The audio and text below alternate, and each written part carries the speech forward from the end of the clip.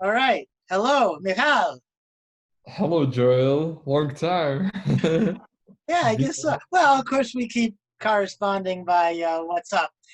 Um, but this is amazing. So, okay, I'm in Connecticut, and you are I'm in Madrid.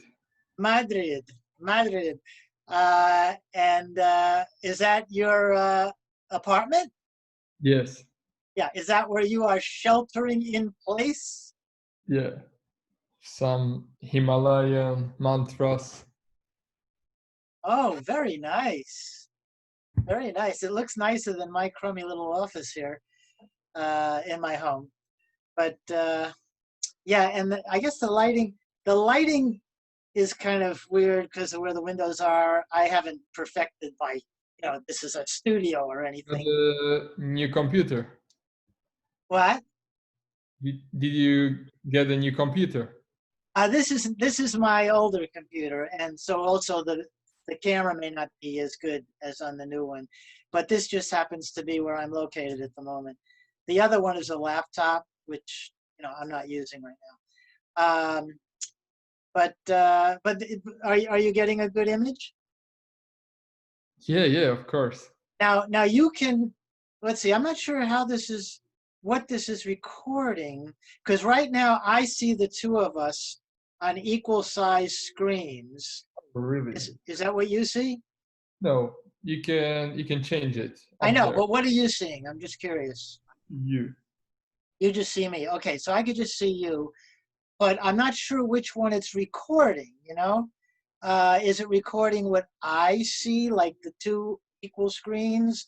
Or like if I now blow you up to fill the screen, is it just seeing I you? don't really know what recording was. I Yeah, think it's different. we'll find out. Anyway, okay, so now I'm looking at you and you're looking at me. Great. Yeah. Let me Uh, let me know. You told me you had some new realization about the God. oh What? God, did I? I've had so many realizations about so many things, and so have you. And you are on much better terms with God than I am, because I don't even believe in him. So whatever revelation I've had about him, it's not going to do as much good. But you actually believe in the guy, right? No, I don't believe in God. Oh, okay, good. Actually, I realized that I cannot believe in something. You mean anything, or that, or Mm. that? Yeah, I cannot really believe if I don't have enough evidence for something. I think it's just like not compelling to me. Hmm, hmm. Yeah, but of course there are different kinds of evidence. Like right now, what is the evidence you have that you're talking to me in Connecticut? It's very circumstantial, right? Yeah, I mean, I think we have to apply also certain intuition, Mhm. which actually intuition, as I figured out, was very interesting commentary. That intuition is actually not only irrational faculty, but it's kind of optimization of the inputs we got to our unconscious, and it's kind of making a realization in our psyche, and then we have this kind of vague feeling of I don't know how, but I know it, and we think it's purely some kind of magic, but it's not really. But it already has like a certain empirical inputs from which we draw that kind of intuition. So it can be much more rational and reasonable to kind of also consider the intuition than I thought before. Well, okay, I have a response to that. Um, well, first of all, I would assume that an intuition is first and foremost a psychological phenomenon. I think you would agree with that. Would you agree with that?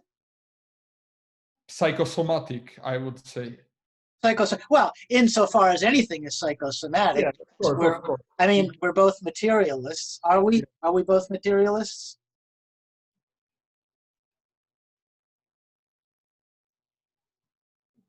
if we both not sure, but we both agree that in the material term there is not body with psyche. It's interconnected. Yeah. Well, not just interconnected, but there's just one thing. Yeah, there is one thing. Maybe I'm dual aspect monist. I'm not sure yet. Okay, yeah, dual aspect theory. Yeah, all right. Yeah, but anyway, to say it's psychosomatic, in a way is trivial, because anything that is psychological has a physical aspect and might even itself just be something physical, right? Yeah, So I just want to break the dualism we live in, because I think it's causing much big trouble in our society. Right. Okay. So anyway, well, but my point, I guess, when I say that I think intuition is psychological, first and foremost psychological, I mean intuition is like a belief or like a desire. It is something that is part of what we normally call the human mind. It is not a direct contact with something outside of the mind necessarily. It might be, it might not. But first and foremost, just like a belief could be true, but it could be false also, right? So I assume the same about an intuition. If I have an intuition that right now I'm talking to Michal, I strongly intuit that. I just automatically feel that I'm talking to Michal right now. But that could be false. That could be false. This could be an illusion. This could be a dream. This could be some elaborate technological manipulation to fool me. It could be a double of yourself. Is that the intuition, or would that be a belief that you're speaking? Well, yeah, I'm assimilating intuition to belief. You give me an example of what you mean by an intuition, an actual, concrete example. I think intuition is sort of an idea. I think it's like No, give me not a characterization. Give me an example of one. Just like I said to you, an example for me is I'm now talking to Michal. Give me a concrete, specific example of what you mean by an intuition. Yeah, like, for example,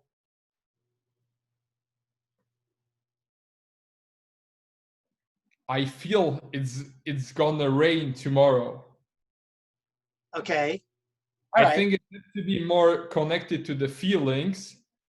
So there is not this rational base for it, which is kind of creating the mental map, which kind of could construct this logical follow-up on my cognitive processes. Like, okay, I called Joel, so I assume it's Joel. That would be for me a belief.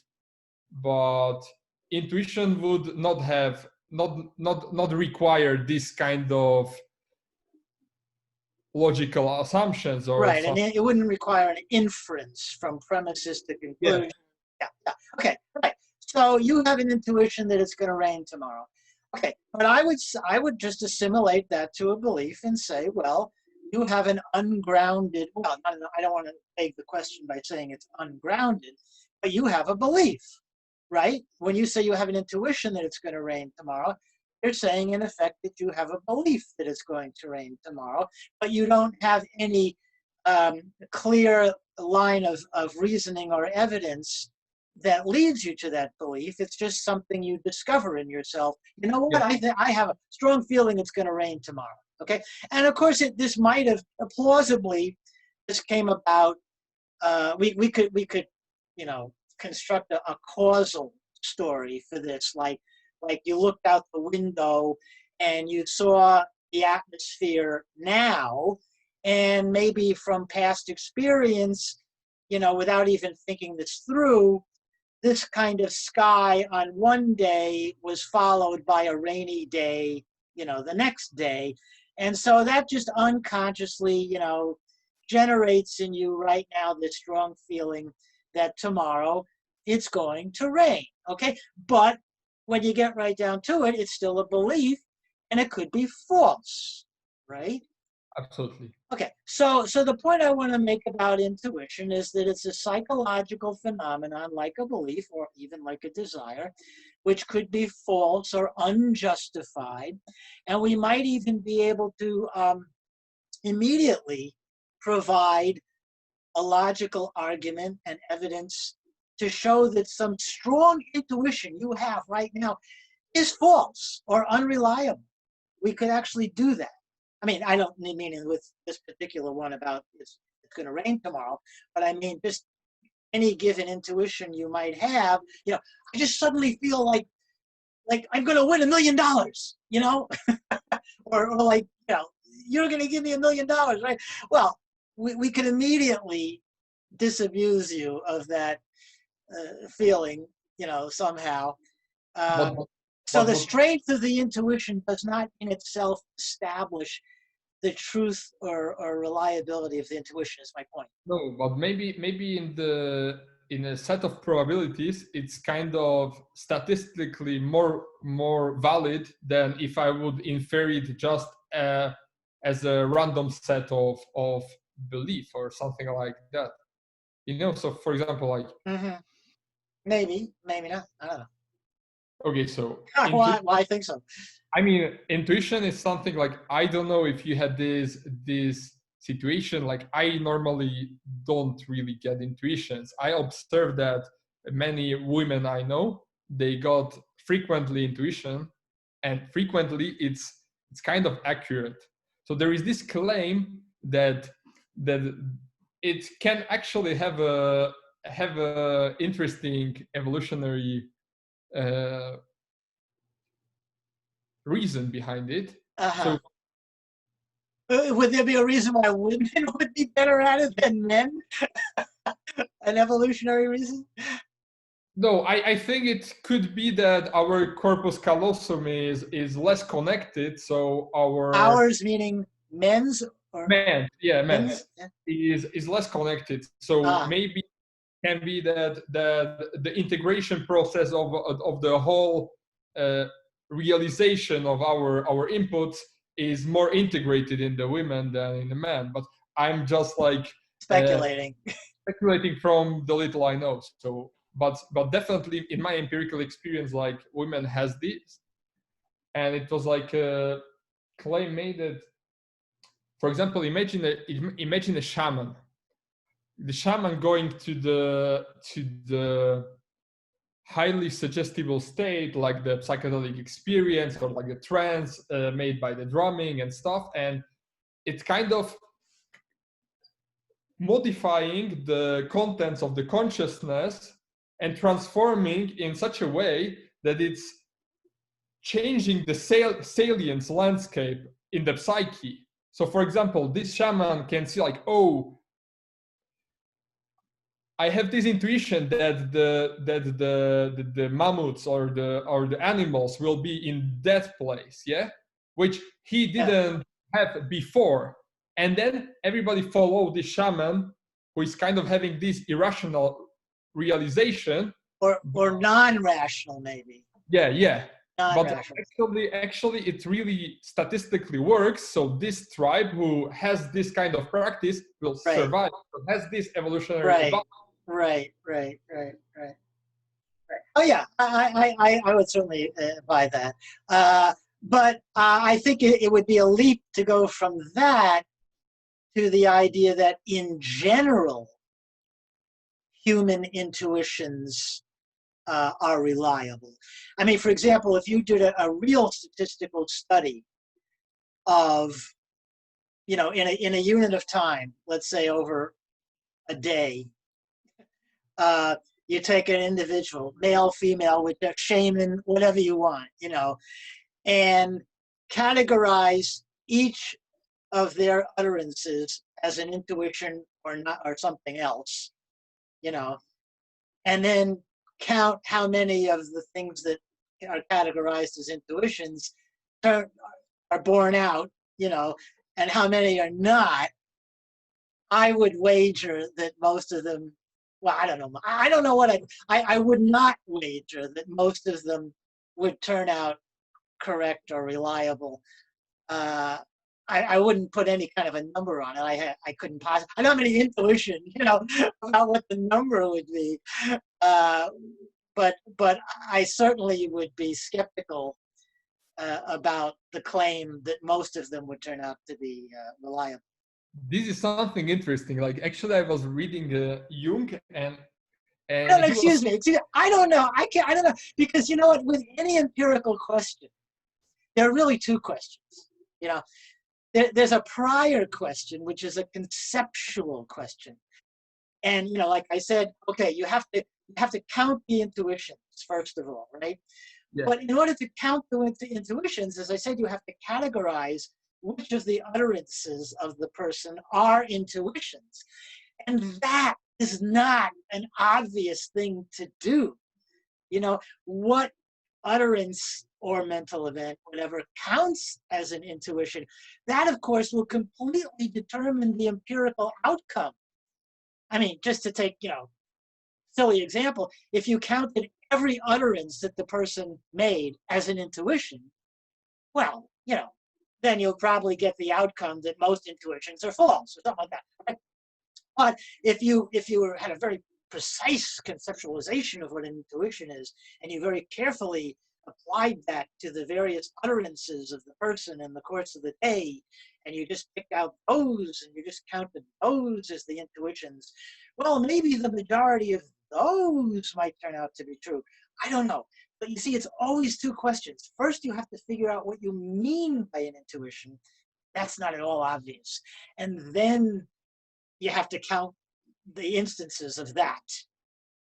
So Jung was saying basically that as our environment changed, maybe also the function of the intuition, because it's something which in the primordial setting of the environment, where the uncertainty is so big, maybe even very little assumptions, which would be like a very synchronicity like associations, which are not causal, would actually turn out to be beneficial. But we live in a society where like everything is fixed, so the probabilities are more or less established. So like the probability that something unpredictable will happen in the Western society, where we live in a city which is kind of isolated environment from all these dangers, there are not wild animals, we are kind of safe. So the odds of the function of the intuition are less as it would be in that primordial environment. He was actually telling a story when he met the village, and he used to have what this. He met the what? Sorry? Who was telling the story when he met the who? The what? Jung. Oh, Jung. He met a shaman of an African village, and he was speaking about these dreams, and the shaman used to have these like big dreams, like the revelatory intuition like dreams. And he told that he stopped having these dreams when the white people came, because they already knew everything.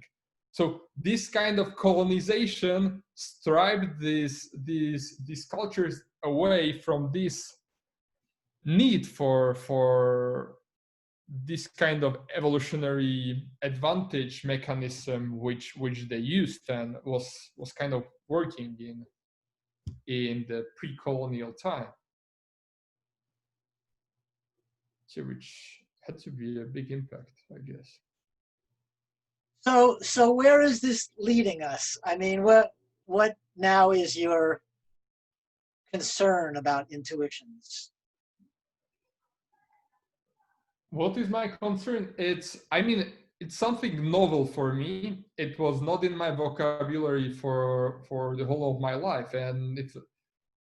I just think that or what I'm doing right now is trying to introduce new concepts and new words to my vocabulary to kind of enrich my inner life, so I can kind of have more feedback of my inner processes by naming them. Because I kind of notice that my description of my emotional state, for example, are insufficient. Like I am kind of like emotionally dull person because of it. Because if I don't name it, I kind of, if I don't associate the bodily feeling with the word, then I cannot kind of track it. So I cannot use it to orientate myself better. Like, how is it for you? Like, did you work on this one, or what is your relation with like naming your emotions and these states and this kind of more abstract terms? Well, of course, I agree with you. I mean, I assume this is where language came from. I mean, the ability to name things gives us a certain kind of power over them. And of course, that would apply to our own minds as well, to be able to name the components of our own mind and thinking. And when it came to intuition, I had a similar, no, I don't know, similar, but it my awareness of intuition was also late coming too, much later than it is with you, in fact. Um, I didn't, I heard the term used a lot in philosophy, but I wasn't paying any particular attention to it. It was just a word of my everyday philosophical vocabulary, but I'd never really thought about it. But now it looms very large for me as well. I don't know if it, I don't think it looms in the same way for me as for you. In fact, for me, it may loom in the opposite way, because I gather that you want to place a lot of significance on intuition as something trustworthy, important, a guide to life, and so forth. Whereas for me, the discovery of intuition has led me in the opposite direction of becoming painfully aware of how unreliable my, and I infer everybody's thoughts and beliefs about the world are. Because even the most rational argument, even a purely mathematical argument, will always have premises, starting assumptions, which are kind of equivalent to, in the psychological realm, intuitions. As Wittgenstein had said, every argument must come to an end. And I take that to mean, it ends with some premise or premises that you accept or you and your interlocutor agree on. But you can't keep going forever. At some point, it may be an arbitrary point because you run out of time, or it just is a very natural point to stop because there's nothing to argue about anymore. It's what you believe, it's what you assume, it's what your interlocutor also assumes, you agree on it. So why discuss it any further? So then you can draw your final conclusion based on that ultimate premise or assumption or intuition. But when you start to examine those ultimate assumptions and premises and intuitions themselves and say, well, okay, yeah, I really do accept it, strongly. Like, I really do believe I exist, yeah, I really do, really strongly, right? But then when you look at it like a philosopher and say, yeah, but, why do I believe I exist? Can I be absolutely certain of the truth of that assumption? And once you start thinking about it, guaranteed, you're stuck. And of course, I mean, this is a foregone conclusion because that you're stuck. Because my starting premise was that what we're talking about is something that has not been examined. Yes. Because you didn't feel you needed to examine it. It just seemed so obvious. You had such a strong feeling about it. But that makes it extremely vulnerable to philosophical investigation. Because then as soon as you do look at it, and as soon as you turn the assumption into a question, I exist, my assumption. Do I exist? Wait a minute. and then to make matters worse, then you come across some magnificent work of ancient wisdom or even contemporary analytic philosophy, where somebody actually questions this seriously and then even provides arguments which seem very compelling to show that you don't exist, you know? I really think there is one concept or one thing which can never kind of be stripped of its essence or kind of finish the argument, and it's like the infinite discussion. And I think it's God. I think God is something which is on, Oh, you think it's God, the God you don't believe in. and I really think if you even stripe everything out, and even I don't know how the analytic philosophers approach this, because I know that like the ontology is not really a field of study in analytic philosophy, or at least that's what I assume. Well, they have But something called metaphysics, but it's probably not what you mean by ontology. but I really think that if we stripe everything out, we get to this idea of the God, because there is certain duality. For example, like yesterday I was practicing a metta meditation, and it's kind of you kind of repeat a mantra, and one is like focused to yourself, and it's kind of examining the relations between the external and the internal world. And it was kind of, may I be happy and at peace, or something like that.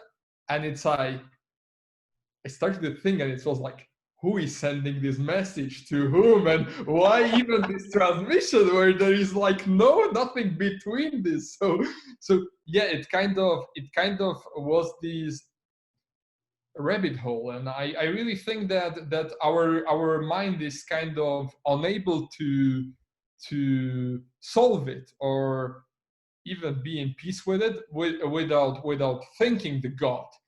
I really think the God can be like the universal glue, which kind of course, I'm not speaking about the God fundamentalist, the bearded white.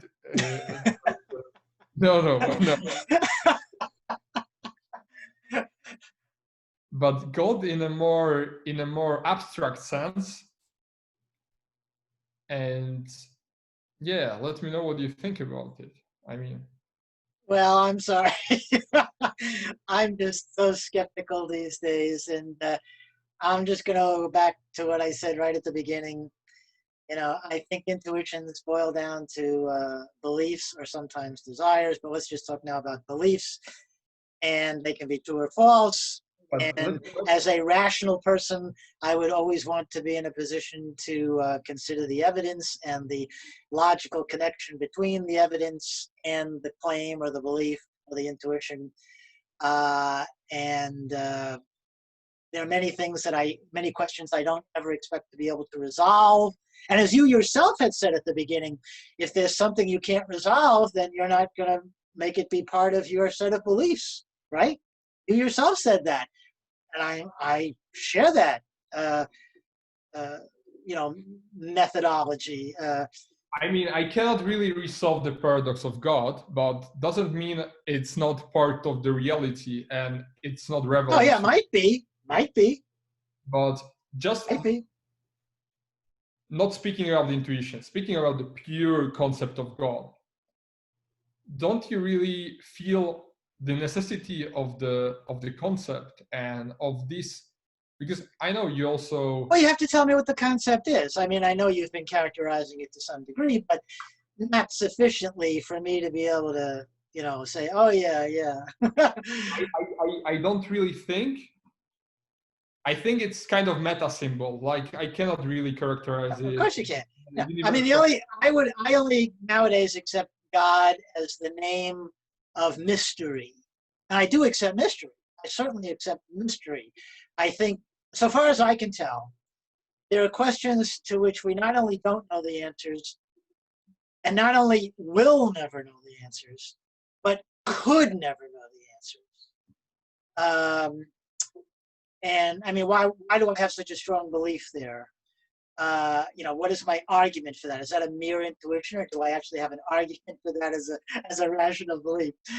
Well, I guess it goes back to the idea that any argument that you would give to prove anything, ultimately has, as I said before, a starting point.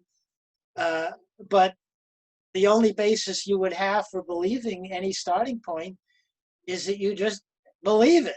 It just strikes you as true at that moment in time.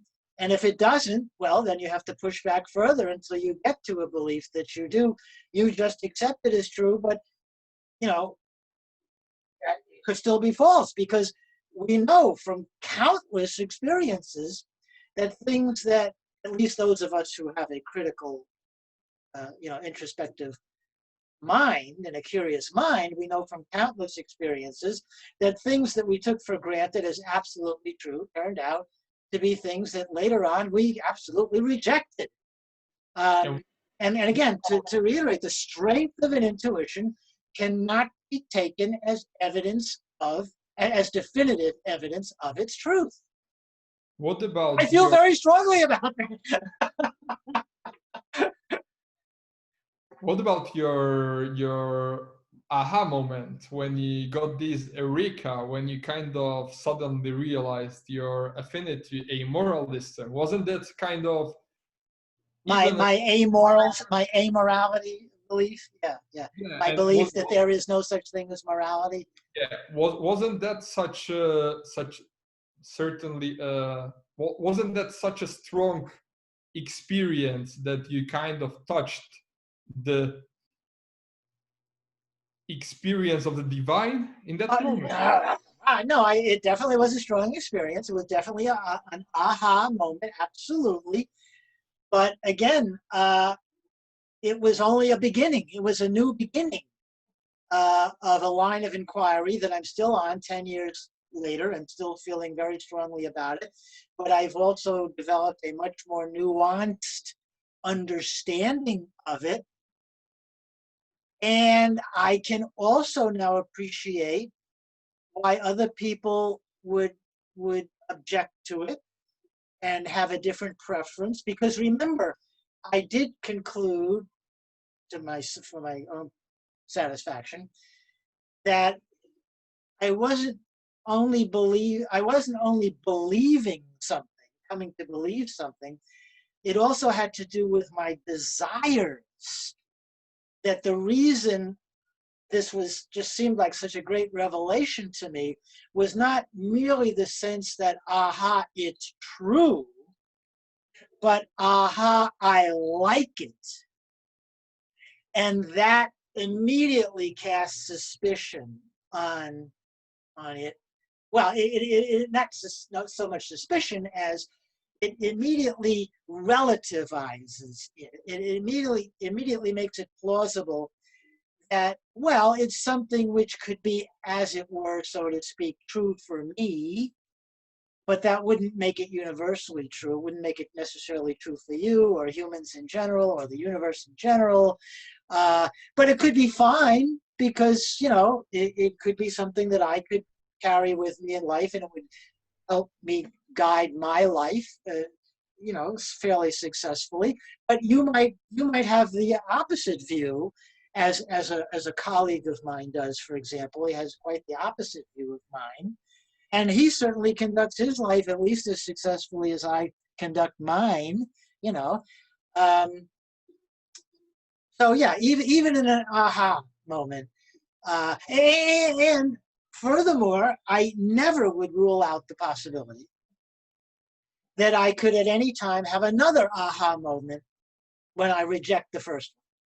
Of course, I think this moment was more about the strong resonance of this idea with your being in that moment. And I guess it's kind of, was that impacting for you because it's kind of called you to create a new mental model because something was not working in your old mental model. So I wanted to ask you, how did you feel after engaging in this new inquiry? And did you feel better? Do you feel like it improved your life and your meaning? Okay, you know what? I'm gonna enlarge the view of me. Again, I'm not sure what is getting recorded, but I know if anybody is actually watching this at some point, they'll want to see what I look like too. So, okay, there's beautiful me, all right? So just to answer this one, then I'll give you back Michal's face, which looks much better than mine. I have Um, actually two faces in my screen. you have two faces? Yeah, you can do it too to be in Oh yeah, equal. that's how we started. But since I've had you blown up in the screen for all of this, which is what I want to see. I don't want to see me, Thank you you. know. Right, now I'm blown up just me because again I don't know what is actually being recorded by Zoom here. Okay. So you asked when I had this aha moment about that there's no such thing as right and wrong. There's no such thing as good and bad. In any objective sense. And again, all these terms need to be refined, defined, spelled out, but that would go on forever. And it's gone on for 10 years with me, right? But just to have this quick conversation right now, I'll just use the words and in a way that I hope is readily understandable and understood in the same way by whoever happens to be listening to this. So yes, when I first had this revelation, it was actually very disturbing to me and very confusing to me because really it had been bedrock in my psyche and life, not to mention in my profession, my professional career, that of course there's such a thing as right and wrong and good and bad. You know, I couldn't be more certain of that than anything. I mean, I couldn't be more certain of anything else than that. And then all of a sudden, I mean, really in an instant, the rug was pulled out from under me. So, yeah, it was shocking. And it happened shortly after I had retired. Um, and that was, I think that's not a coincidence because it was precisely by retiring and not having those daily pressures on me that I think allowed my mind to expand and consider things, allow things to come into my mind that, I just couldn't when I had to produce, either as a teacher or as a scholar, publishing, da da da da da. But when I retired, even though I continued to be very intellectually active, I mean, especially because I continued to be very intellectually active, I was, becoming exposed to all kinds of different thoughts that I was reading and talking to people and then just having the time to reflect on these things myself. So I think all of that, of course, must have fed into this moment of revelation. Okay. But then in addition, it was very fortunate that I was retired then because then I had the time to really kind of reorient because again, I was really confused. I had literally lost a sense of how to live life. What's right? What's wrong? What's good? What's bad? I literally lost it. I'd really taken these things to heart, both as a philosopher and just as a human being, as I think so many, most people do. You just assume certain things are right, wrong, good, bad, and you live your life accordingly. So I lost all that. So I didn't have any responsibilities where I had to go out and do things particularly. So I just sat down at the computer and started writing because that's how I think. And I did that for a year. And I wrote 100,000 words just trying to figure it all out. And then slowly but surely I felt I had figured it out and came up with a new system, a new ethics that didn't have right and wrong and good and bad in it. And then for the 10 years since that time, I've been thinking and writing and thinking and talking like with people like you and so forth, and even discovering that there were other philosophers out there, even other analytic philosophers out there, who had similar or even the same thoughts. That was wonderful, especially discovering Richard Garner, a true soulmate. But I didn't know anything about that stuff. When I was first had the revelation myself and thought it through myself, the 100,000 words and all that. So it was a wonderful discovery and convergence. Yeah. Did you feel like trying to Okay, save? now we'll get your face again. Did you feel like trying to save the old you, like the old Joel, the old idea, and kind of try to kind of reprogram yourself back to the old paradigm you lived in? Because I imagine it will be much easier and much more compelling. Like, was there this kind of calling or this kind of conflict of like, don't abandon what you followed all your life? Because I think it's something definitely brave what you did, to creating a new system when retiring is definitely requiring a loosening of the ego to admit something like that. So I wonder, how was your experience? Like, did you consider like, no, I need to kind of figure it out and return to the good and bad dichotomy? Excellent question, Michal. Excellent. Yeah. Okay. On the one hand, I gave up everything. As I said, it was patently obvious to me that the previous foundation had crumbled completely. Okay. That I could not turn my back on. I still have not. Okay. However, you are quite right to intuit that I very much wanted to cling to my previous particular beliefs and desires about the world and so forth. For example, the outstanding example for me has always been animal ethics. Okay. And it was so bizarre. Just prior to that revelation that there's no such thing as right and wrong, I had discovered animal ethics big time and become completely convinced that it was absolutely horribly wrong to eat animals or do anything with them, really. Just leave them alone is what we should do. We shouldn't even have them as pets, right? We shouldn't breed pets. We should not abandon the ones who are dependent on us, but we should not bring new ones into existence and so forth. I just became, it became an absolute, the most compelling moral conviction of mine ever. All right. And then I find out there's no such thing as right and wrong. So I was in fact worried that, my God, what now happens to my conviction that it's wrong to do all these things to other animals? Can I no longer believe that? I mean, this is that would have been an insupportable loss. I don't know what my life would have become if I couldn't have retrieved that in some way.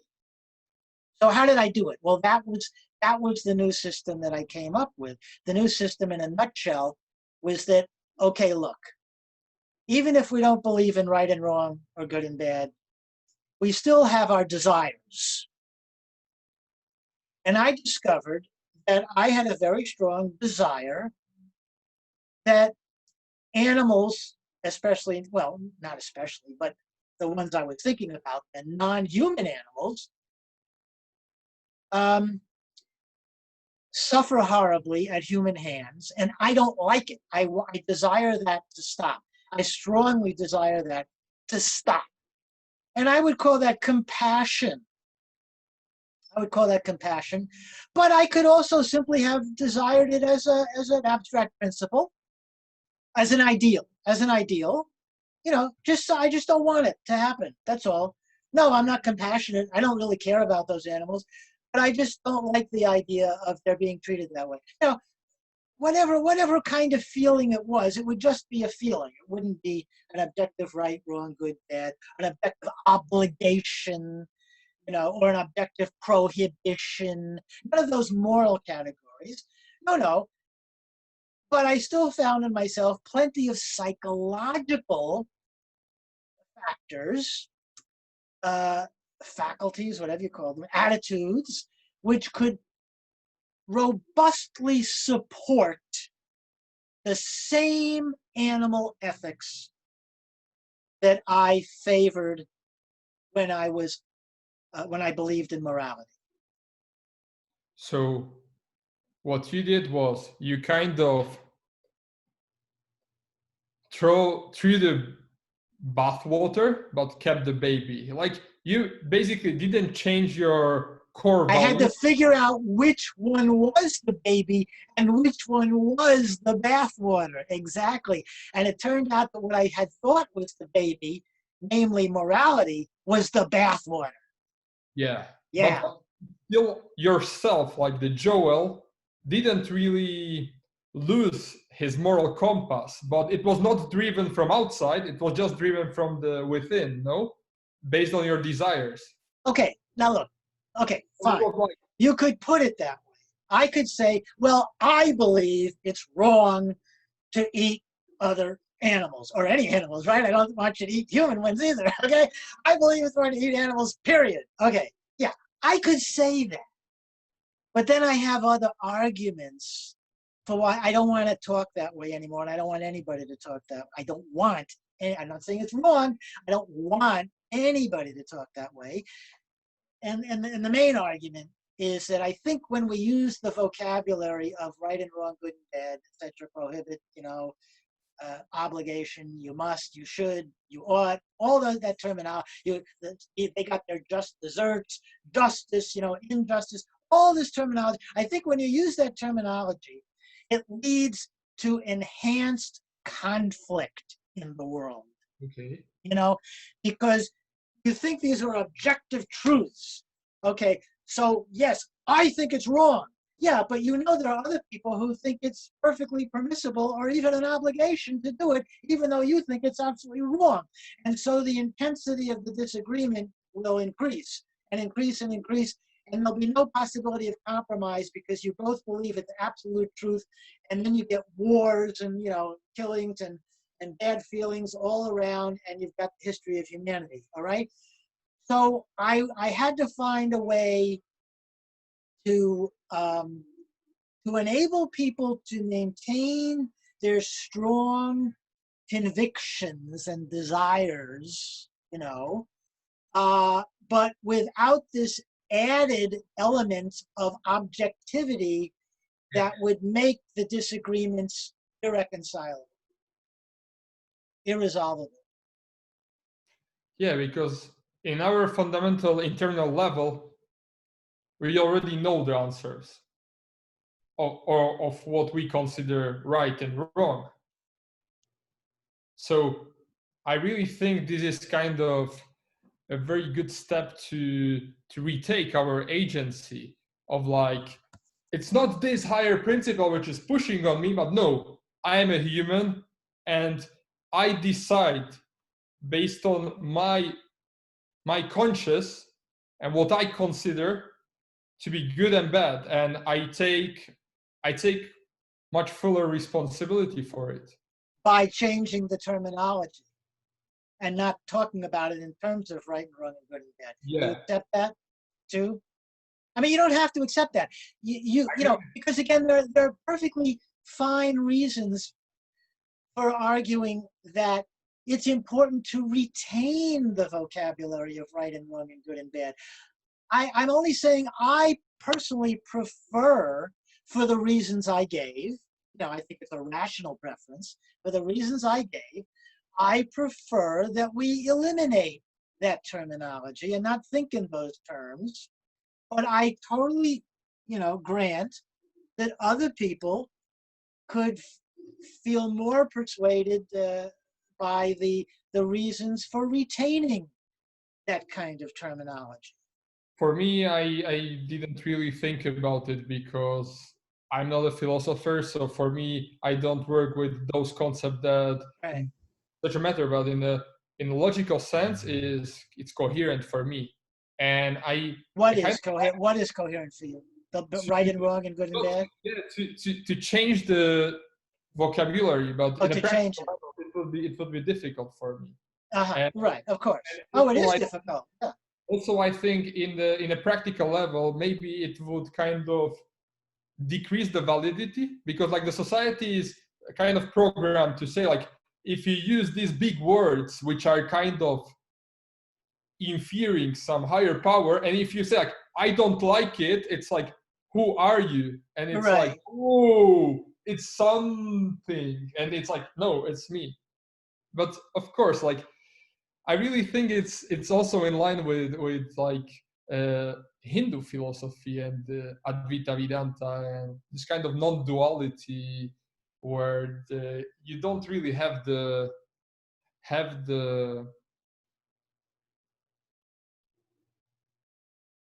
outer authority of this is good, this is bad. No,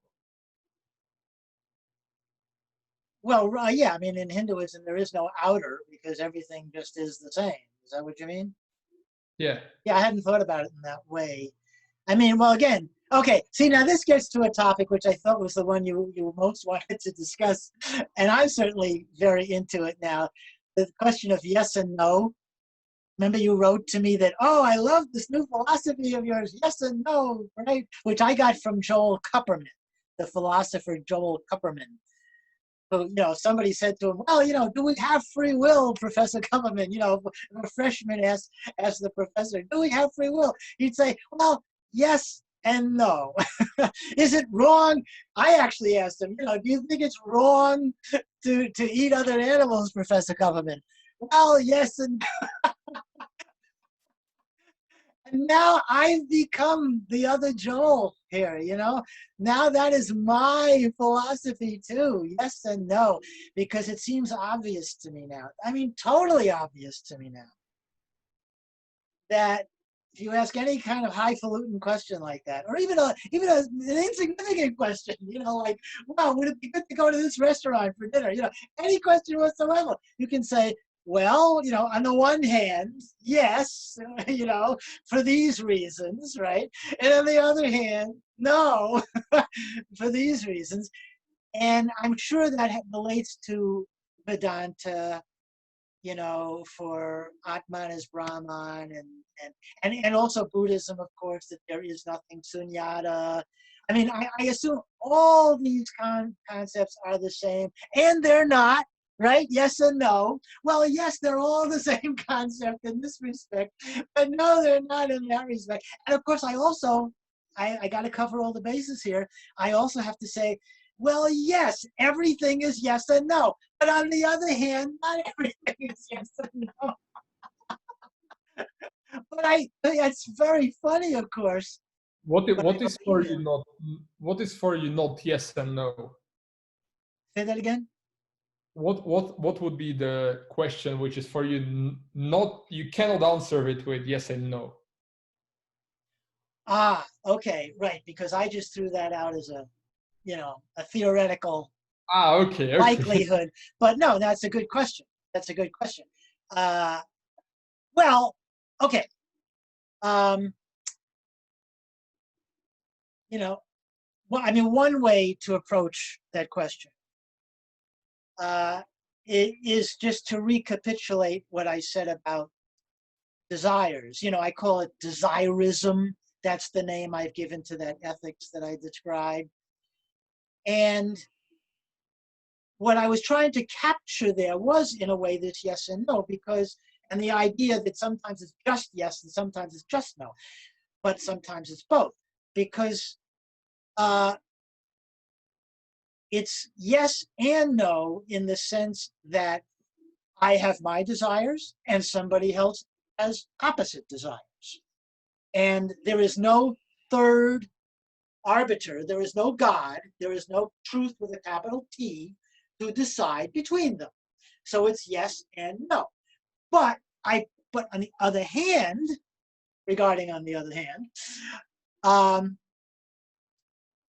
I, having my desires, think the answer is yes.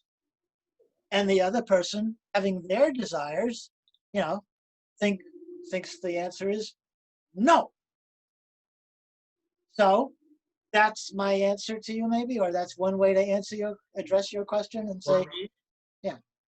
For me, that one was very helpful because as I was engaging more and more in science, and then I discovered this complexity science of the systems and how we have different levels of complexity in our organism and the cellular level, tissue level, and the questions we ask in those levels can vary if we change the framing and the scope of the level. So for me, it's like, it's not in that one level there are the yes and no, because I think there, in my human perspective, I can, and all the humans can have the objective answer about this reality. Like, yeah, this is a knife, but okay, let me change the scope.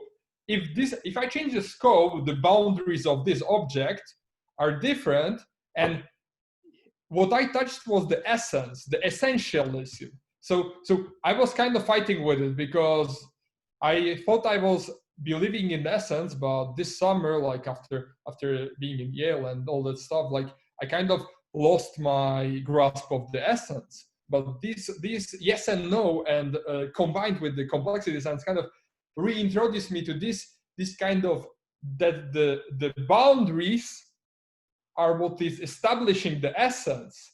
So in certain boundaries I have in this scope, my eyes are showing me the essence of this particular object, which in my different scope is showing that, oh, there was not this essence at all, and I can see different essence. So it's question of zooming in and zooming out, which would kind of, in personally for me, it's very helped me to orient myself in the reality, and in this complex reality of like now, for example, in the coronavirus situation, where we have all this information and this war of information. How will you kind of make sense of all this?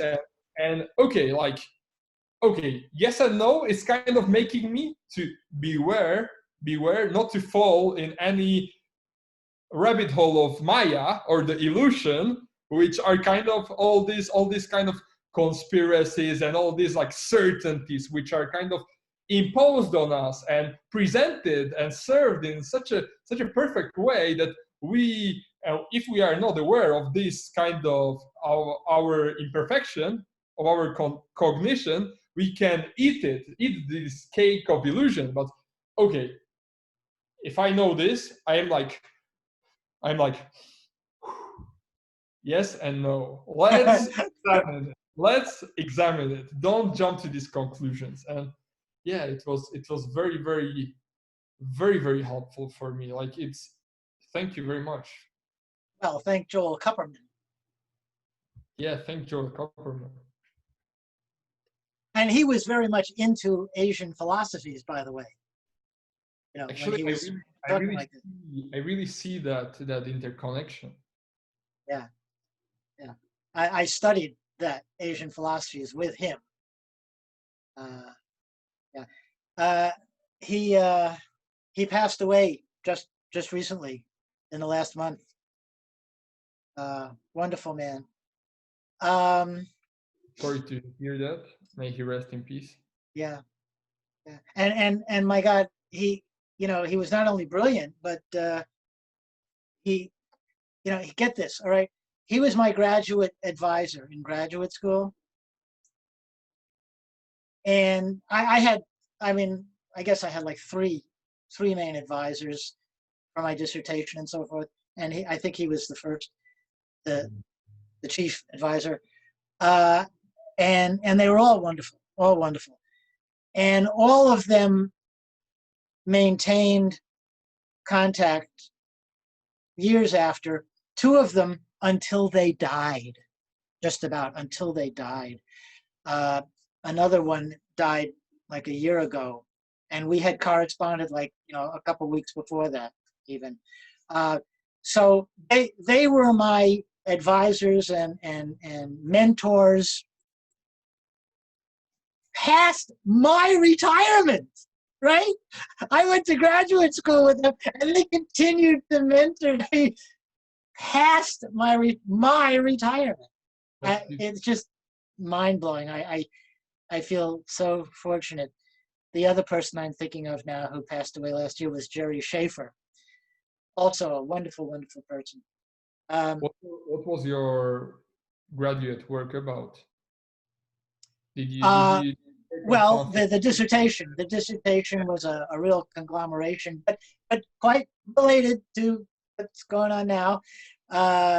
It was I was defending the thesis that dispassion is a virtue. In other words, that we should become less emotional. Me, the most emotional guy that there is, right?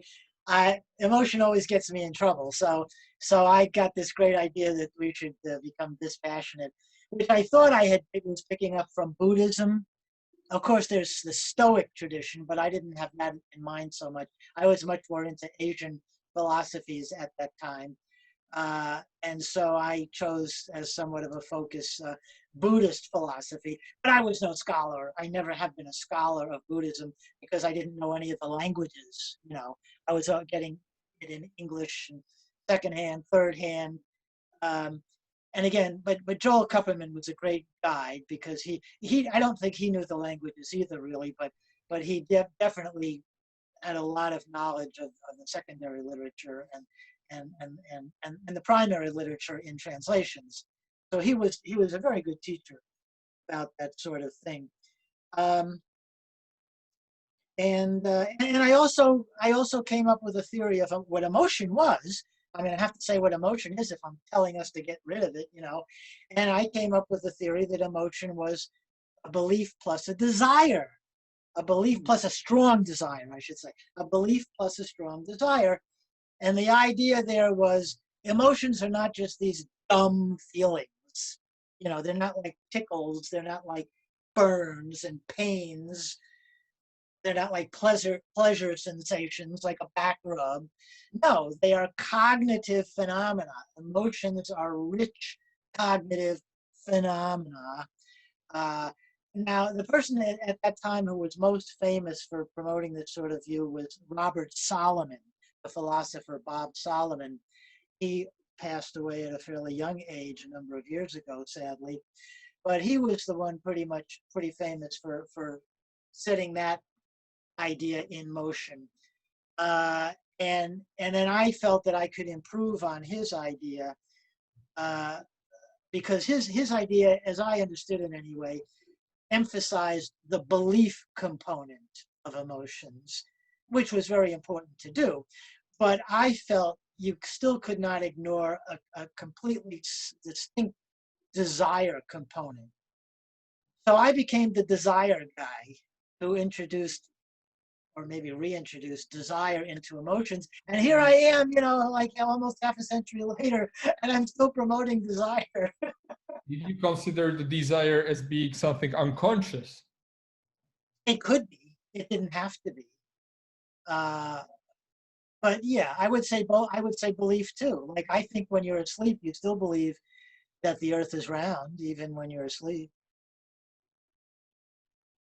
But you're not aware that you're believing it. Except you're after, eh? No, I'm saying I'm saying it doesn't have to be conscious, but it can be. Yeah, is belief or is desire inherently conscious? I don't think so. But it also raises a fascinating puzzle. Fascinating puzzle. Do you know anything about the zombie puzzle cases in philosophy? Oh, the philosophical zombie. Yeah. Like could there be, for example, could I here, let me blow myself up so that people can look at me again here while I talk about this, okay? Could it be that I, contrary to appearances, or contrary to my emotional appearances, that I have no consciousness, that I have the same amount of consciousness as a rock has, presumably has, that is, as it were, just, like black, not even black, because black is something you're conscious of too. Just nothing, whatever kind of conscious state we would normally stereotypically attribute to a rock. Maybe that's what's, or like if I was a robot, no consciousness, just the appearance of consciousness. Okay, and so if we develop, if we have highly developed technology so that we can produce an android, something that has a human appearance, even behaviorally, and even speaks the language of a being who feels, who could say, wow, I feel really good right now, if we had an artificial intelligence inside a purely mechanical or even semi-biological android that nonetheless had no actual conscious experience. That's what we mean by a philosophical zombie, okay? Now, if, it's a great philosophical puzzle, whether, number one, empirically there could be such a thing, but even more essentially, conceptually, could there be such a thing? And that's concepts are really the philosopher's main. Let me just finish this line of thinking here. Philosophers are mainly concerned about concepts, although the kind of philosopher I am is at least equally concerned with the empirical matters. But first, as I said earlier in our conversation, you got to get straight on the concepts, okay? So for me, it has suddenly become a really intriguing conceptual puzzle. The question you asked, is it possible that, well, let me put me up there again, okay? Is it possible that right now, I'm a Martian spy android. It has no consciousness, no feelings whatsoever, just a programmed entity, okay? Would it make any sense to say that nevertheless I could have desires or beliefs, even though I have no consciousness? So and here's an implication of that. Here's why it's so intriguing, all right? If it were possible, which you seem to believe, I'm sensing that you believe this, but you'll tell me in a minute, okay? If it were possible that I could have the strong desire to have a conversation with Michal today, even without consciousness, all right, does that mean that if I came to believe that, gosh, I couldn't talk to Michal today after all, and I wanted to so much, does that mean that I could therefore be very unhappy and disappointed? Again, without feeling anything? Could I be unhappy without consciousness? Okay, your turn. Because wouldn't that be an implication of desire and belief being things that are not inherently conscious?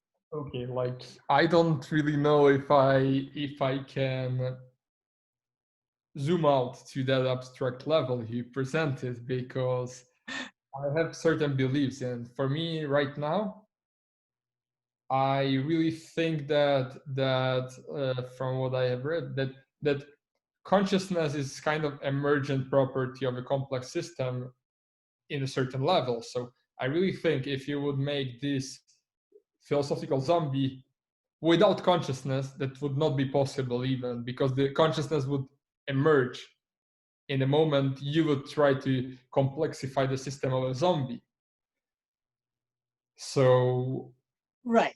And ultimately it may not be an important question whether that is a merely metaphysical truth or is it a conceptual truth, because in the end they would merge It would just be true, period, if it were true. So I see what you're saying, and I have some sympathy for that intuition. But that's what it is, isn't it? It's an intuition. It's I haven't read a lot about Right. this. And so you know that there are arguments out there on both sides of the question. I'm not that acquainted with all the argumentation either. You know, that's a Actually, highly specialized field. I think right now the the possibility of that one existing, I think that argument is winning, no? Which Like argument? the possibility of the philosophical zombie. Like the I don't know. I don't know because that was not ever really my area of specialization, and I have not kept up with it since retiring. I read it occasionally, just as an amateur at this point, just out of interest. So I cannot speak authoritatively to that. I think like Hobbes started with that argument. Hobbes? Yeah. Oh well, sure. He was a champion materialist. Yeah, yeah. So Hobbes was like proposing this robot to Descartes. You might say that. You might say that. Yeah. I mean, again, there are different ways to interpret what he said, but yeah. Yeah. Good for you. Good for you. Yeah. I mean, you're a medical. Are you a medical doctor yet, or are you still just? Oh no, I have 2 years. 2 years to go. 2 more years. Yeah. Hey, do you want to get down to some concrete things like, you know, how's life in Madrid right now? My God, that was an epicenter. Is it still of the COVID-19? I mean, now we can go out, so it's better. Do you wear a mask when you go out? Yes and no. Like last time I went, I wore a mask, and if I go to the supermarket, I think I will wear a mask. But they don't require it in a supermarket? No, they don't require it. Ah, that's insane. Don't you think that's insane? Yeah, it's really insane, and considering how social the Spanish people are, it's absolutely irrational. Well, no wonder it was an epicenter then. I mean, it's ridiculous. Slovakia, for example, have very, very amazing number. But from the first day, everybody was... Amazing in what way number? High or low? Today, yesterday, it was 0 new cases. Really? Slovakia, your homeland. Slovakia. Huh? Your homeland. Slovakia. Yeah. Yeah. Very good way to manage this crisis. And it's very... How did they do it? Yeah, it's very funny because like the people in Slovakia are very sarcastic. So they are saying that... You mean skeptical? You mean skeptical? Sarcastic, like ironical. Oh, sarcastic. So we are saying that Slovakia was the only country to admit that our medical system is so shitty that we need to take preventive measures first. And we did it, and it worked. So now... You mean individuals decided to take it upon themselves because no. The government. Oh, the government also. Yeah, all right, so it's like if you get sick, you're dead. So you better not get sick, right? Is that the idea? Yeah, like I mean, there were not that much technology, not that much respiratory system, but now the respirators turn out to be not even a mixed blessing, a curse. What the statistic I saw from one study. I don't want to spread wrong information, but one study, it was like 88% of the people who went on a ventilator died. 88%, and 12%, the 12% who survived were often in very bad shape, maybe permanently in some respects, mentally as well as physically. I would say, as a rational philosopher myself, supposedly rational, if I were in that situation, I think I hope I would be rational enough to decline going into I would not give my informed consent to go on a ventilator unless, the doctor said, well, you fall into a particular statistical niche where the prognosis would actually be fairly good, something like that. I think like the artificial ventilation is certainly not risk-free, but I heard that the people were literally dying here, choking themselves and not having air. So they died suffocating. Well, So no. See, that's, you don't, certainly don't want that. But the alternative to going on the ventilator would be palliative care. yeah, absolutely, and I know somebody this is actually happening with as we speak, who made the same decision I said I would make, you know, and is now on palliative care and evidently doing fine, but like not really aware, which is just how I'd want to be. I mean, I think there should be assisted suicide, but they don't permit that. It's not legal in this country, at least in most states. But the next best thing is to just give you palliative care and drug you out of consciousness of any pain and discomfort until you just expire. Would you prefer to be unconscious when dying or conscious? Because for me, personally, I see it as a big loss. If they would drug me to experience my death unconsciously, I think I would kind of be sleeping in the biggest event of my life. I don't know, like I'm really looking forward to that. Yeah, well, no, come on. Again, yes and no, right? It depends. That's another way of saying yes and no. It depends, right? If you had the choice between, being conscious when you die, or suffering agonizing pain until the moment you die, which would you choose? Yeah, if the pain is very big, I think that would be a big variable. Yeah, and especially, what could be worse than the thought of not being able to breathe?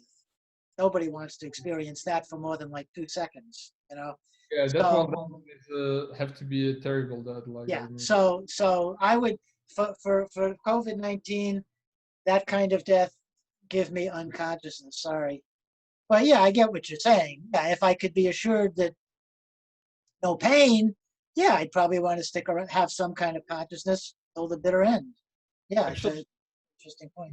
Dr. Nichols was saying that there is this kind of cocktail of neurochemicals getting released in the moment of death, because it's like the last resistance of your body from like preventing you from die. So it's like the ultimate psychedelic experience. You die. Yeah. It can be definitely interesting considering the opioids and yeah. Well, when you experience that, tell me about it afterwards, okay? Send me a message. I'll get an intuition one day, after you've passed away in this manner, I'll get an intuition one day. Wow, I'm really looking forward to dying. I wonder where that intuition came from. It's a message from Michal. Yeah, like, I don't know, like, I think like framing the death as something not necessarily bad, it's something I kind of learned from these Eastern traditions. Oh, I lost you. Okay, yeah. The perception of death. Yeah. Wait, something's happening to our connection. Every once in a while it stops. Yeah. Has anything changed? Can you hear me now? Yeah. I really think that the concept of death and how we perceive it here in West as like a failure or like something taboo, I think it's not very sane, and it's kind of the emergence from the secular society where like we don't have the God, so it's like the death is like the ultimate catastrophe of our life, no? But right, yeah. I don't really resonate with that framing, and I don't really think you need to believe in life after death, because I don't believe in life after death, and I don't really think to kind of be in peace with death and have a sane relationship with the concept of death and dying, you need to be religious. I don't think so, and I think it's something which our society is like very behind some Eastern societies. And yeah, I really think there needs to be, and so-called primitive societies also. yeah, well, right. I mean, it's analogous to the way moralists say, oh, well, without morality, there'll be chaos. Everybody will be going on raping and pillaging and murdering. And also people who are religious say, oh, without the belief in God, everything, you'll do these horrible things. And, so there, which to me, again, is ridiculous. You can still be compassionate. What do you need to believe these abstract ideas for in order to care about humans and animals and nature and anything else? I mean, we've got a whole bevy of emotions, and I think that's really what makes us tick in the first place anyway. So analogously, people who say, well, there's no meaning to be found in life, and certainly not in death, or dying rather, or even the idea of death. There's no meaning to be found in it if there's not this metaphysical superstructure of eternity and da da da da da. Yeah, ridiculous. We human beings have the capacity to provide infinite meaning to anything. I wanted to ask you one thing. Wait, in my humble opinion. Yeah, I think so. I really agree with you in that one. Yeah, I know you do. I don't think that this perception of like, ooh, we need God to kind of have us as a pet. It's the good approach. I even think that some kind of early Christianity and and definitely many early Christians would be against this concept, because I think the experience, it was the experiential process, not something like to believe and I'm here, this is the concept and I kind of believe it, and I don't think so. Oh no, my favorite, I mean, yeah, early Christianity, well, it wasn't Christianity. Early Christianity probably wasn't Christianity. I mean, Jesus wasn't a Christian, for God's sake. He was a Jew, and he was not a Christian, and he'd probably be horrified by the things that are done in his name these days. But yeah, I love a lot of the stuff that miraculously did get preserved from presumably the genuine article of Jesus and the early beliefs, like the parable of the sheep and the goats, I think it is, which I love. I think it absolutely, in the New Testament, I think it absolutely perfectly captures what I would like to believe is the essence of so-called Christianity, or let us say of Jesus's teachings, which is the idea that if you care about others, love thy neighbor as thyself, essentially, without regard to race, creed, color, national origin, religion, whatever, you just care about others as yourself. That's it. It doesn't have to be because Jesus says so, or because Jesus is God, or anything like that. I mean, read that, the parable of the sheep and the goats. It is, I could tell it to you right now, but I don't want to take up again, more time in this conversation, but it's absolutely a beautiful parable, and it blows my mind how people who call themselves Christians today will read that parable and interpret that parable in exactly the opposite way that I see as its literal meaning, what it is saying explicitly. And I know that I've had this personal experience with a Christian who interpreted it in exactly the opposite way from what I just described to you, as saying, "Oh, what it's all, if you don't believe in Jesus, you're damned forever." It said exactly the opposite. It said it doesn't matter if you've ever heard of Jesus. It doesn't matter at all. All that matters is if you love thy neighbor as yourself. That's all that matters. People are crazy. But, on the other hand, there must be another hand, because obviously there's that other person who thought I was crazy, who thought my interpretation made no sense. Because, hey, it's in the New Testament. It must be about Christians. I mean, I read that even like the interpretation of the Apocryphs of Thomas was I haven't read that. Yeah. Okay. that's a Gnostic one, Uh-huh. like the church kind of hide those ones because Yeah, they were yeah, not yeah. fitting the narrative. Right. So he was kind of not even having this hierarchical relation with Jesus and saying that everybody can become a son of God. So Yeah, it kind of it would kind of be emphasis on this practice and this virtuous life, which kind of brings yeah, this agape to yeah, to the, to your experience, to your human experience, and Jesus would be, in my opinion, seen as an archetype, like a archetype of a human yeah, who kind of reached this divinity. So it's like, okay, it's yeah. possible even being human, and with divinity I don't mean the Anything metaphysical, supernatural. no, I really think like to like, for example, like I think it's similar archetype as Socrates. Like Socrates had also certain features which Well, the Buddha, you know, the yeah idea of not absolutely. never coming back. Never coming back is the ideal. So you want to become like that, somebody who doesn't have to get back on the wheel of birth and rebirth. You aspire to that, but Yeah, which is, of course, precisely the opposite of eternal life. You know? speaking about Buddha, Yeah. I started to meditating every night, and I wanted Oh, to you ask. weren't doing that. Okay, great. Yeah, I was doing it from September, but now I started to follow on a course doing by a cognitive scientist from University of Toronto. His name is John Vervaeke, very, very beautiful, like, person. What is the last name? Vervaeke. How do you spell that? He's How do you behind. spell that? Whew, that will be difficult. I Okay. will Is it a text it. V? Start with a V? John Vervaeke. Start with Okay, V okay. R, no, I got it. I got it. All right, go ahead.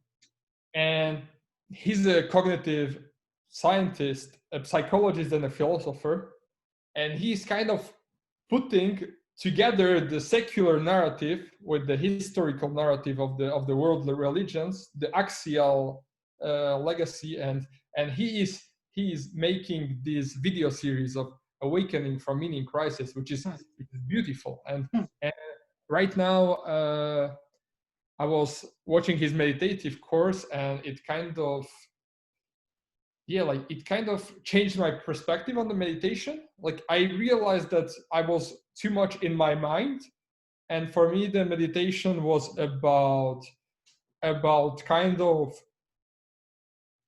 being kind of detached from my ideas. So not, there are not even ideas emerging in my consciousness, but I was kind of aiming for the hypnagogic state of these sudden patterns and all that funny stuff which can appear in those states of meditate of deeper meditation. But right now, what he was kind of teaching and what I started to do is focus more on the body, and I discovered this was something I didn't really do before. So I wanted to ask you, how is your meditative practice? Because I know you did it for a long time and you've been doing it, and I wanted to kind of zoom in your experience. What do you? Well, actually, I have been giving that a lot of attention lately, just lately. I don't know if it'll relate to what you're talking about or not. You tell me. Um, but I started just with the TM, Transcendental Meditation from Maharishi Mahesh Yogi, you know, way back. And I've been doing it consistently ever since. And I think, you know, it's definitely had a profound influence on my life. Uh, but I never took it to any kind of extreme. I'm not really involved with the organization. Uh, and I found it mainly, you know, it relaxes me. You know, I'm a very emotional person and so forth. So it's been helpful just in that sense, you know, just in a psychological sense. Of course, it turned me on to Hinduism and ultimately Buddhism. So that was kind of a side effect, which has loomed, you know, very large in my intellectual life as well. But eventually, I developed a specific conception of what was going on with meditation. uh, which was that um, it was all about gaining control over your own mind.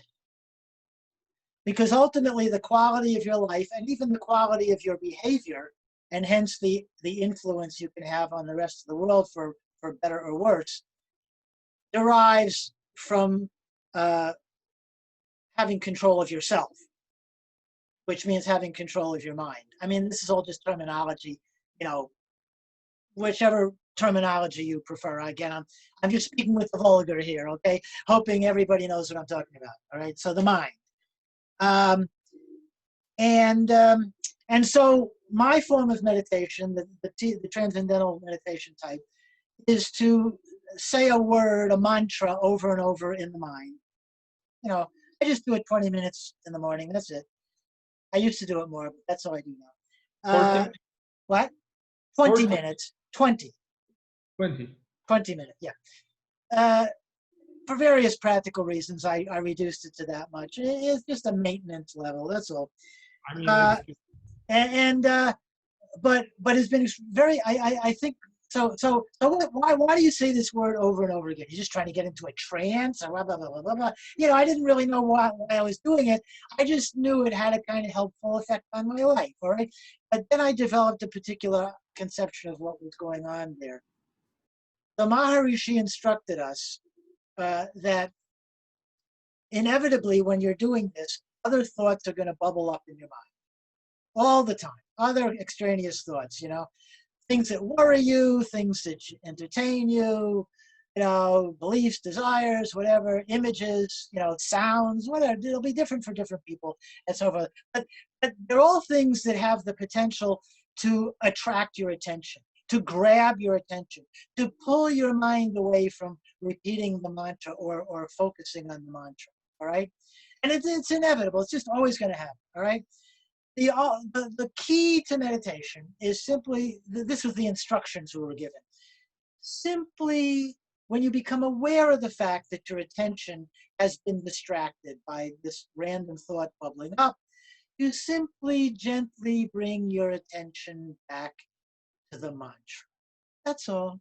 That's it. That's the essence of the entire meditation. Just bring it back to the mantra. Okay, so the idea I developed from this was, aha, what I'm really practicing here and learning to do is control my mind. Instead of letting my mind just, you know, go off on that tangent and worry about this and be happy about that and so forth, if there's something else that it's more important that I should be paying attention to right now, I have now developed the capacity to just gently bring my attention back to the present moment, to what needs to be attended to, right? Be here now, right? This is how to learn how to be here now, because that's just a slogan unless you know how to do it. You have to develop a real mental skill to be here now. And this is how you do it, by practicing, practicing, practicing every single day of your life. To just, in the formal practice, in the formal meditation, when you find your mind is distracted, just gently bring it back to the mantra, which means that in the rest of your life, like right now, okay, maybe you were talking, like I've been talking for 5 minutes now. Maybe you were talking for 5 minutes, and then you're talking for 10 minutes, and then you're talking for 20, and I'm just fading out, you know, and it's like, I don't even know I'm fading out. You know, it's just the drone of your voice, like maybe, you know, and then I'm thinking about something else. As soon as I become aware of that, I now, as a long-time meditator, first of all, as a long-time meditator, I'm more likely to become aware that my mind has faded out. All right. And then I will actually have the skill to then just bring my mind back to listening to it, you know, where it should be at that moment in time. Of course, there might be another time when you're going on and on and on, or somebody's going on, and it's not at all important for me to be listening to that person. And in fact, there may be something very important going on in the corner of the room. Like, you know, there's a little there's a child playing there or something and might fall off a table or something like that, and maybe that's where my attention really should be, So again, as a meditator, I'm more likely to not, forget the circumstances and be totally caught up in listening to this dramatic, speaker. I also, when I realize I have forgotten to be continuing to pay attention to that child playing in the corner, I will then, bring my attention back there where my attention really ought to be at that moment in time. Okay, so that was the my more mature conception of what was going on in meditation, learning how to control my mind, ultimately my life, ultimately the effect that I have on the rest of the world, for better or worse. More recently, just in the last week or two, I've been giving a lot of attention to and thought to the concept of surrender, which one hears about, of course, a lot in meditation circles, and well, one hears about it in religious circles. Islam, I think, doesn't that just mean surrender? And so that's certainly a concept that's out there in the spiritual realm, but I had never really paid too much attention to it. But for one reason or another, I could tell you the whole story, but again, I don't want to take up all the time. I started paying attention to it, and I just happened to apply it to going to sleep. Now, I generally sleep fairly well, probably because I've been a long time meditator, but I'd still like to sleep better than I do. As you get older, it becomes harder to sleep, evidently. So I wanted some improvement in that regard. So because of, again, the train of events and thoughts that I've been having the last couple of weeks, I decided to try it out on going to sleep. And so what I would do, I would use the technique of paying attention to my breathing, which is, of course, another meditation technique. Instead of a mantra, you pay attention to your breathing, all right? So I put my head down on the pillow, and I would then gently bring my attention to my breathing, okay? And one thing I realized was, wow, this really is better than a mantra. After, all these decades, almost half a century that I've been meditating, I didn't realize this simple thing. With a mantra, you have to, you have to say it. That's an act. You have to do something. What it's all about is paying attention to the mantra and bringing your attention to the mantra, but you also have to kind of keep the mantra going. And you can kind of get the hang of having the mantra just say itself, but it doesn't necessarily do that. You sort of have to say it, right? With breathing, you don't have to do anything. Breathing just takes care of itself. Breathing, you don't have to say the breathing. You don't have to make the breathing. You don't have to act the breathing. It just breathes. So that already was easier. So I bring my attention to the breathing, okay? I'm asleep. It's amazing. And even when I wake up in the middle of the night, as people do, and then I go back to bed, that's very often when you can't get back to sleep, You've had a nice deep sleep, but then you get up in the middle of the night, you can't get back to sleep. I just do the same thing. I'm asleep. Or it seems that way. It probably doesn't happen that quickly, but it just seems to me like the next thing I know, I don't know anything. I'm asleep. The next thing I know, I'm awake the next day. So it's like, okay, so then I thought about this some more. So what's going on there? Why does it work that way? And it occurred to me that maybe this is actually a description of the phenomenology for me, what it felt like. I realized that when I was attending to the breathing, I was also sinking into it. I was surrendering.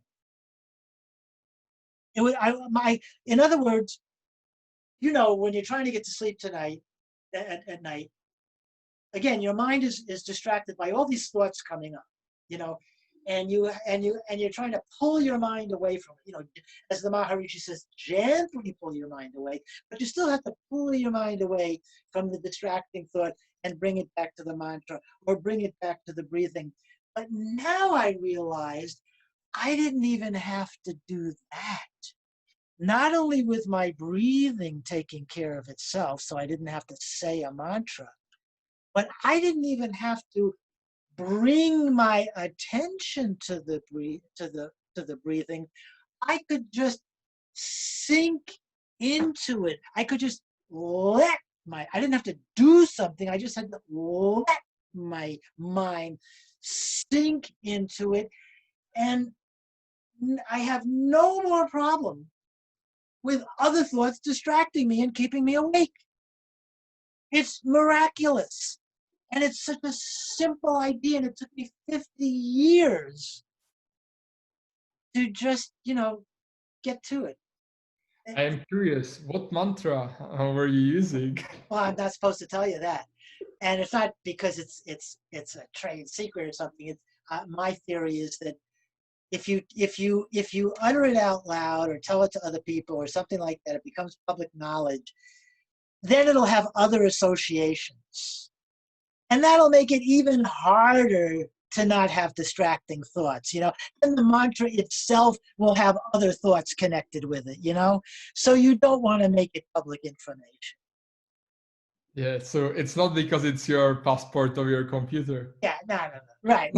Yeah. So I'm very practical minded about everything, because I'm a materialist. But again, now I'm beyond that. I'm now thinking maybe I shouldn't meditate on the mantra anymore. Maybe I should just meditate on my breathing. But I don't want to fall asleep. See, meditation is not supposed to be sleep. So far, doing it these two different ways for these two different purposes is okay so far. But I'm always evolving. And do the ideas still appear in your consciousness during the meditation, or do you transcend it, or what is the phenomenology? After all these years, I have not progressed, as it were, if there is such a thing as progress. In my TM meditation that I do 20 minutes every day, I have not progressed one iota in all these years. I told you I had two kinds of progress. One was having this conceptualization of gaining control of my mind, but that didn't change the experience of the meditation. That just gave me another way to think about what was going on in the meditation and what its value was. Okay, and then the second thing was a real progress in meditation of doing a different kind of meditation that enables me to fall asleep. Did you? So there are still ideas emerging. Oh yeah, it's just the same as it was decades ago. Other ideas come into my mind, and I have to come back to the mantra. Detached from those ideas? Is that? What? Are you detached from those ideas, or is it still like forming No, part? I'm not a good meditator of TM. Now, I don't. The TM organization itself has a whole series of things that they train you on beyond the basic meditation, which I have not pursued. All right. So I don't mean to be bad-mouthing TM or praising it. Yes and no. I feel it had a lot of value for me in my life, but I didn't get from it what I was seeking, any kind of enlightenment. And that might be my own fault for simply not having pursued it. But you don't have to do the TM organization. There's 10,000 different meditative techniques and traditions out there, and you can pursue any of them on your own, whatever works for you, But I'm kind of a failure, I feel, when it comes to achieving spiritual enlightenment with meditation. I don't think I've done it. I just don't think I've done it. And did it help to be more productive in your work? Oh yeah. The way it's helped me is just in very simple, practical terms of, like, for example, suppose I have to give a public lecture. Okay, like anybody, I'd have some kind of anxiety about it and so forth. But I discover in myself, amazingly, and this has been true for decades, amazingly, I don't have the jittery stomach or the butterflies in the stomach, as they say. I don't have any of that. It's just not there. I just don't have the physiological nervousness. It's just not there. That has to be true, due to having done TM all these years. So that's a very practical benefit. And then, yes, I'm definitely able to bring my focus, my attention to things when I want to. That's the most valuable skill you can possibly have, probably. You know, yeah. But Yeah, that's not what meditation is supposed to be all about. It's supposed to be about, spiritual enlightenment, understanding the nature of the universe, becoming fearless. Did you ever see the movie? not yet. Oh, come on, you've got to see that movie, Fearless, with what's his name again? The star of the movie. This is the old. I think there's a newer movie called Fearless, which is a completely different thing. But the original movie, Fearless, about an airplane crash, an amazing movie. Recommended to me by Wendell Wallach, another definitely spiritually enlightened human being, another great Wendell Wallach, another great man that I know, who was leading the technology and ethics group at Yale for many years, and yeah, I know a lot of great people, men and women. The people are amazing, right? People are amazing. The universe is amazing. Everything is amazing. And it's all a big mystery. Hey, Joel. I mean, thank you very much for this conversation. Oh, well, thank you, Michal, because there aren't too many people. I mean, I just talked about all these amazing people I know, and you are certainly one of the amazing people I know with whom I can have this kind of conversation. I am blessed. I am blessed knowing, a number of people with whom I can have this kind of conversation, which to me, of course, is my lifeblood. So we'll do it some more. We've had these conversations in the past. We'll have more in the future. I want you to be very safe and take care of yourself, because I know you're full of daring do as a young, energetic, open-minded sort of fellow, but you do have to take care of yourself, and you're a medical doctor, so you should know better than anybody the risks that are involved in this current pandemic. And that's it. Are we ready to say goodbye? Yeah, I mean, do you stop the recording first? I'll stop it on my end. I can just end it for both of us. All right? You can stop the recording. Yeah. I mean, I can stop the recording and the session. Okay? I think the recording will be saved. I hope so. All right. Okay. So I'll send you a link to it as soon as I process it. Bye-bye. Thank you very much. Have a great time. Yeah, you too.